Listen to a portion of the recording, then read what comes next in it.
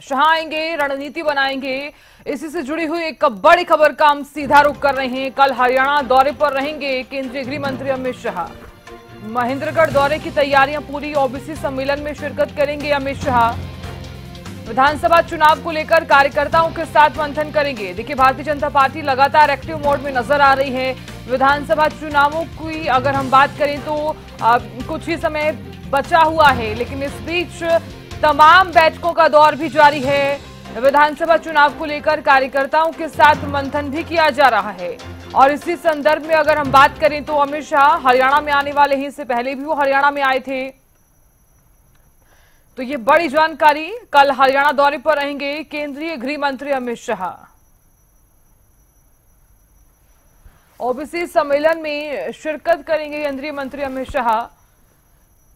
तो बड़ी जानकारी। और साथ ही आपको ये भी बता दें कि महेंद्रगढ़ में तमाम तैयारियां जो हैं वो पूरी कर ली गई हैं, चाहे वो सुरक्षा व्यवस्था से लेकर तमाम तैयारियां हो, उसको लेकर तमाम तैयारियां जो हैं वो यहां पर कर ली गई हैं। महेंद्रगढ़ में क्या कुछ तैयारियां की गई हैं, मेरे सहयोगी जुड़ गए हैं अक्षय यादव महेंद्रगढ़ से, और साथ ही पॉलिटिकल एडिटर अमित भी जुड़ गए हैं। उनसे जान लेते हैं किस तरह से वो देख रहे हैं। सबसे पहले अक्षय, आपका रुख करना चाहूंगी मैं, क्योंकि देखिए महेंद्रगढ़ में अमित शाह आ रहे हैं, इससे पहले भी वो हरियाणा में आए। किस तरह से आप देख रहे हैं, और ये सबसे पहले बताइए कि तैयारियां किस प्रकार की गई हैं महेंद्रगढ़ में। बिल्कुल साधना, मैं आपको बता दूं, कल हरियाणा के अंदर जो गृह मंत्री का दौरा है और हरियाणा केंद्रीय विश्वविद्यालय के अंदर उनका जो कार्यक्रम वो निर्धारित किया गया है। और अगर व्यवस्था की बात की जाए तो जिला प्रशासन के द्वारा जो तमाम व्यवस्थाएं वो पूरी कर ली गई है। सुरक्षा की बात की जाए तो सुरक्षा की व्यवस्था भी चाक चौबंद वहां पर की गई है। और लगातार जिला प्रशासन के अधिकारी जो कार्यक्रम स्थल उसका निरीक्षण करते हुए नजर आ रहे हैं। वहीं दूसरी ओर अगर बात की जाए तो अगर गृह मंत्री अमित शाह आ रहे हैं तो ऐसे में एसपीजी को जो उनकी सुरक्षा है उसका जिम्मा जो सौंपा गया है, सबसे पहले एसपीजी के जो अधिकारी हैं वो वहां पर उनकी सुरक्षा के अंदर तैनात रहेंगे। उसके बाद अलग अलग परतों में कई जो डीएसपी तथा हरियाणा पुलिस के जो वरिष्ठ अधिकारी है उनकी जो ड्यूटी वहां पर लगाई गई है। और सुरक्षा के अंदर कोई भी चूक ना हो, ऐसे में हरियाणा प्रदेश के विभिन्न जो प्रदेशों से जो पुलिसकर्मी की बात की जाए तथा विभिन्न जो जवान है वो महेंद्रगढ़ के अंदर पहुंचे हैं। और उनकी सुरक्षा के अंदर जो जिला प्रशासन के द्वारा धारा 144 है वो लागू कर दी गई है। उसके बाद जो मानव रहित जो हवाई जो वाहन है जैसे कि ड्रोन इत्यादि पर भी प्रतिबंध है वो लगाया गया है। और अभी तक की जानकारी के अनुसार कल 11 बजे का जो कार्यक्रम वो निर्धारित किया गया है। ओबीसी यानी पिछड़ा वर्ग जो सम्मान समारोह जो सम्मेलन इस कार्यक्रम का जो नाम वो दिया गया है। और हरियाणा में भाजपा है वो विधानसभा चुनाव को लेकर बिल्कुल एक्टिव मोड के अंदर है वो फिलहाल नजर आती हुई दिखाई दे रही है। और लोकसभा चुनाव की अगर बात की जाए तो इसमें जो ओबीसी वर्ग है उसका जो विशेष लाभ वो भारतीय जनता पार्टी को मिला है। गुड़गांव और महेंद्रगढ़ भिवानी जो लोकसभा सीट थी ये अहिरवाल का जो क्षेत्र है, तो अहिरवाल क्षेत्र के अंदर बीजेपी को अच्छी खासी जो लीड है वो यहाँ पर मिली है। तो उसके बाद जो आरक्षण है उसके अंदर भी सरकार के द्वारा बढ़ोतरी की गई है। हाल ही में मुख्यमंत्री नरसिंह सैनी के द्वारा घोषणा की गई थी कि जो भर्तियों के अंदर जो आरक्षण वो 15% से बढ़ाकर 27% उनका जो किया गया है। ऐसे के अंदर अब भारतीय जनता पार्टी आने वाले विधानसभा चुनाव के अंदर जो हैट्रिक लगाने का जो प्रयास कहीं ना कहीं पिछड़ा वर्ग के सहारे जो करेगी। तो कल गृह मंत्री अमित शाह आएंगे और कार्यक्रम के अंदर जो संबोधित करेंगे। इसको लेकर अगर व्यवस्था की बात की जाए तो 50 से 60 हजार लोगों की जो बैठने की व्यवस्था वो की जाएगी। भारतीय जनता पार्टी की तरफ से ये जानकारी दी गई है कि उनकी जो तमाम जो तैयारियां हैं वो की जाएंगी। और विभिन्न प्रदेश के अलावा हरियाणा के जो विभिन्न जिलों है वहां से जो विभिन्न साधनों के माध्यम से यहाँ पर जो आमजन यहाँ पर पहुंचेंगे। और गृह मंत्री के जो विचार सुनने का ये जो कार्यक्रम रखा गया हेलीकॉप्टर के माध्यम से वो यहाँ पर पहुंचेंगे। और हरियाणा केंद्रीय विश्वविद्यालय के गेट नंबर 1 और 2 पर पार्किंग की व्यवस्था की जाएगी। और गेट नंबर 1 के पास जो हेलीपैड है वो लगता है, तो ऐसे के अंदर जो आमजन की जो एंट्री है वो गेट नंबर 1 से जो है जिला प्रशासन के द्वारा जो बंद रखी जाएगी। उसके अंदर जो प्रशासनिक अधिकारी हो चाहे जो कोई वीआईपी लोग उनकी एंट्री रखी जाएगी। साथ ही गेट नंबर 2 के सामने एक जो बड़ा पार्किंग स्थल है वो बनाया गया है। वहां से जो हरियाणा रोडवेज लौटूंगी आपके पास, आपने तमाम तरह की जानकारी दी है किस प्रकार से तैयारियां की गई हैं, क्योंकि अमित शाह जिस तरह से आने वाले हैं और तमाम तैयारियां जो हैं वो यहाँ पर महेंद्रगढ़ में की गई हैं। अमित भी लगातार बने हुए हैं, उनसे भी जान लेते हैं किस तरह से वो देख रहे हैं।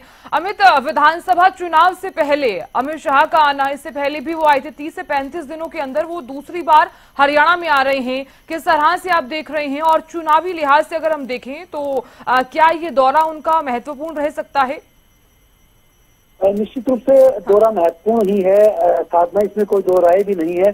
और 1 महीने के अंतराल में दूसरी बार केंद्रीय गृह मंत्री अमित शाह का हरियाणा दौरा इस बात को दिखाता है कि हरियाणा में भारतीय जनता पार्टी तीसरी बार सरकार बनाने के लिए जिस प्रकार से रणनीति पर काम कर रही है, वो दौरा इस बात को बताता है और उस प्रयासों को बताता है।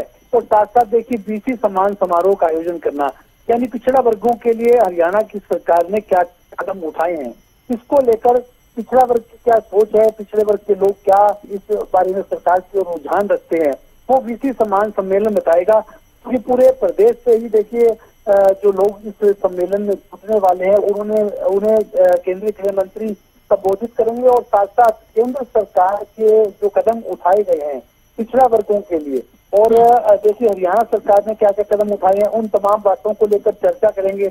अभी पंचकुला में जब केंद्रीय गृह मंत्री अमित शाह आए थे, उस समय उन्होंने एक तरह से जीत का मंत्र देकर कार्यकर्ताओं को भेजा था और करीब देखिए प्रत्येक जिले से कार्यकर्ता वहां पहुंचे थे और 5000 कार्यकर्ताओं के साथ जो ये सम्मेलन हुआ था।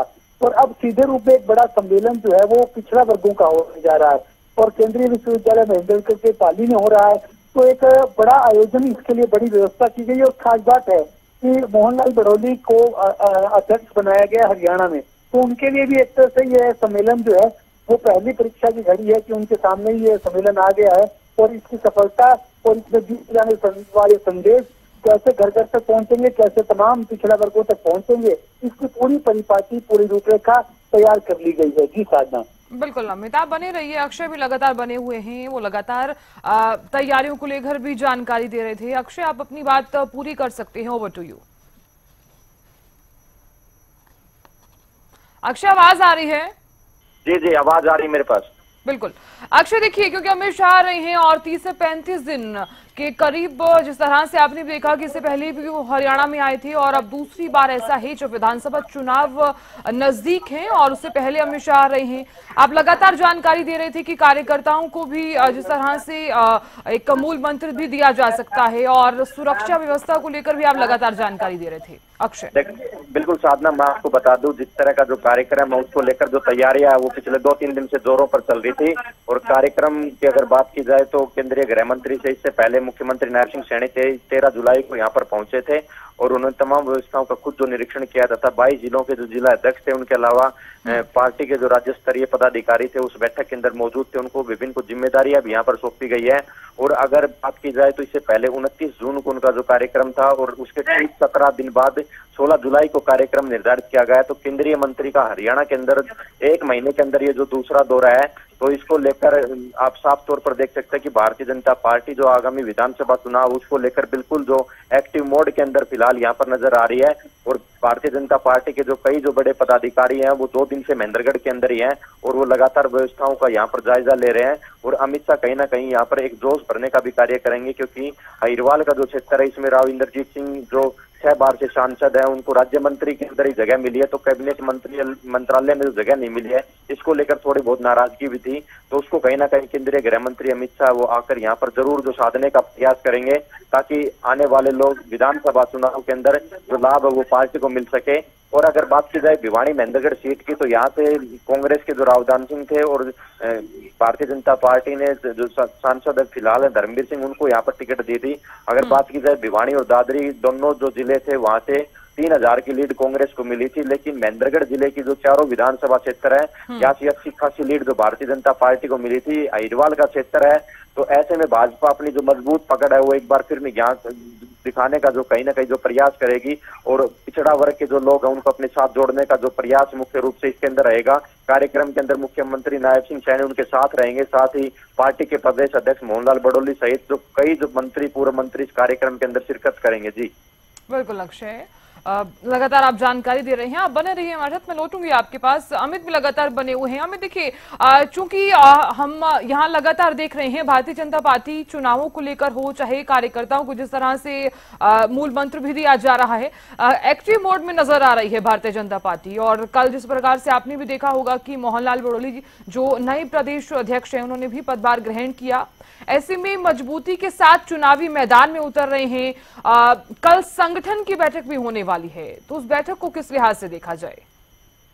निश्चित रूप से इसमें तो कोई दो राय नहीं है कि भारतीय जनता पार्टी युद्ध स्तर पर हरियाणा विधानसभा के चुनाव की तैयारियों में जुटी हुई है।